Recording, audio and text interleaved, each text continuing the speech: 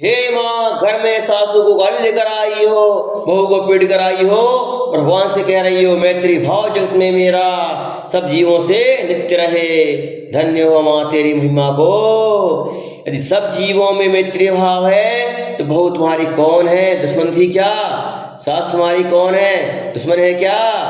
तुम्हारी नंद देवरानी जेठानी कौन है? तुम्हारा भाई कौन है? पिता कौन है? माता कौन है? क्या दुश्मन है क्या तुम्हारी? नहीं, सब जीवों पर मैत्री भाव रहे। एक चींटी को बचाने के भाव तुम्हारे अंदर में रखते हैं, लेकिन बेटी की हत्या करने में तो पाप नहीं लगता है। यही मैत्री भाव तुम्हारा है बंधु। अरे वही भी एक जीव द्रव्य है, सत्य है ना। आज घर में जा करके बहू के पैर छू लेना, बेटे के पैर छू लेना, हाँ नहीं है ताकत तुम्हारे अंदर तो समझ लेना कि तुम धर्म नहीं, धर्म का ढोंग कर रहे हो। तुम धर्मात्मा नहीं हो, तुम ढोंगी हो, ढोंगी। और ढोंगी का भी कल्याण होता नहीं है। अरे जरा सोचो, ऐसी कौन सी बहू होगी जो सासू से पैर बढ़वाएगी? तुम छू के देखो एक बार, देखो कम से कम क्या कहती है तुम्हारी बहू। उसके अंदर दया, करुणा, अहिंसा भाव, बड़ों के प्रति आदर सम्मान है कि नहीं, ये भी तुमको पता चल जाएगा। एक बार उसके सामने झुक के तो देखो। लेकिन आप पैर छुओगे तो विश्वास रखना, तुम्हारे घर का वातावरण, सारा माहौल बदल जाएगा। जो नरकों जैसी जिंदगी तुम घर में जी रहे हो, एक दूसरे बोल नहीं रहे हो, झगड़ रहे हो, अगर तुमने झुके उनके आगे, तुमने उनके पैर छू लिए तो तुम्हारा उन नरकों का जीवन तुम्हारा स्वर्ग जैसा बन जाएगा। फिर तुमको स्वर्ग में जाने की आवश्यकता नहीं, क्योंकि पहले तुम घर को स्वर्ग बनाओ। जब तुम्हारा घर स्वर्ग बन जाएगा तो समझ लेना कि तुमको स्वर्ग भी और मोक्ष भी मिल जाएगा। आज तुम मंदिर बाद में जाना, भगवान की पूजा भक्ति बाद में करना, लेकिन सबसे पहले जिससे तुम्हारा विवाद हुआ है घर परिवार में, समाज में, उनको जाकर उनसे क्षमा मांगना, उनके जाके पैर छूना, तब तुम्हारा पूजा करना, मंदिर आना सार्थक होगा।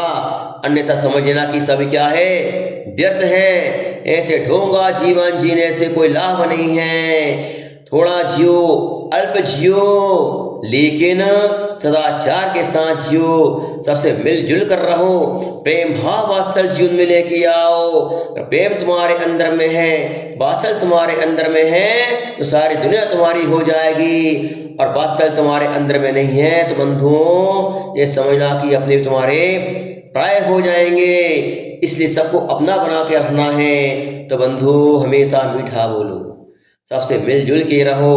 अरे चींटियों को बुलाने की आवश्यकता नहीं होती है, जरा से एक कण शक्कर का डाल दो, लाखों चींटियां वहां पे आ जाया करती हैं। चींटियों को बुलाने के लिए आपको श्रीफल चढ़ाने की आवश्यकता नहीं है, किसी को निमंत्रण कार्ड देने की आवश्यकता नहीं है, फोन मोबाइल करने की आवश्यकता नहीं है। मात्र एक शक्कर का दाना रख दो, लाखों चींटियां आ जाया करती हैं। बंधुओं, तुम्हारे पास में व्यवहार है, तुम्हारी वाणी में मिठास है, तुम्हारे अंदर में जीवों के प्रति दया भाव, करुणा भाव है, तो लाखों प्राणी तुम्हारे अपने आप बन जाएंगे, अपने आप दौड़ चले जाएंगे। अगर तुम्हारे अंदर में कठोरता है, फिर क्या, चींटी के पास में एक नमक की डिगली रख देना, लाखों चींटियां वहां पर अगर होंगी तो सारी की सारी उस नमक की कठोर डिगली को देख करके भाग जाती है। इसी प्रकार जो कठोर हृदय व्यक्ति होता है, इसके अंदर वात्सल्य नहीं है, इसके भाव प्रभाव नहीं है, तो समझना कि वह कठोर नमक के डिगली के समान उसका हृदय है। उसके अपने भी प्राय हो जाते हैं, घर परिवार के लोग मुझसे दूर दूर हो जाते हैं। भैया इनके पास हम नहीं जाते हैं, क्यों? अरे बहुत कठोर हैं, बहुत कसाय करते हैं, बहुत क्रोध करते हैं, और जाके भगवान के मंदिर में घंटियां बजाया करते हैं। अरे घंटियां बजाने से कोई लाभ नहीं है, जब तक मन की ग्रंथि नहीं खुलेगी। क्या ग्रंथि? क्या कसाई नहीं जाएंगी। कसाओं का समन करो, पहले अपनी इंद्रिय का दमन करो, इसके बाद भगवान के परमात्मा के पास में जाओ। मैं आपसे नहीं कह रहा हूं कि आप मंदिर जाना छोड़ दो, गुरु के पास जाना छोड़ दो। मैं आपसे ये कह रहा हूं कि इन कसाओं को छोड़कर फिर मंदिर जाना। ऐसा समझ में क्या?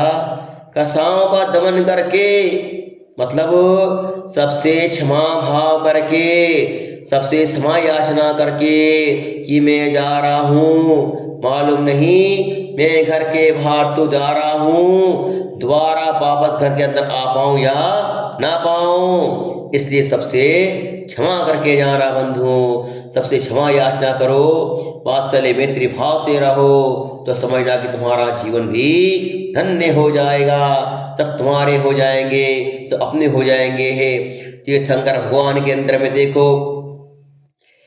एक वात्सल्य गुण होता है, उनका रक्त सफेद नहीं, उनका रक्त लाल नहीं होता है, उनका खून लाल नहीं होता है, उनका खून सफेद होता है। क्यों होता है?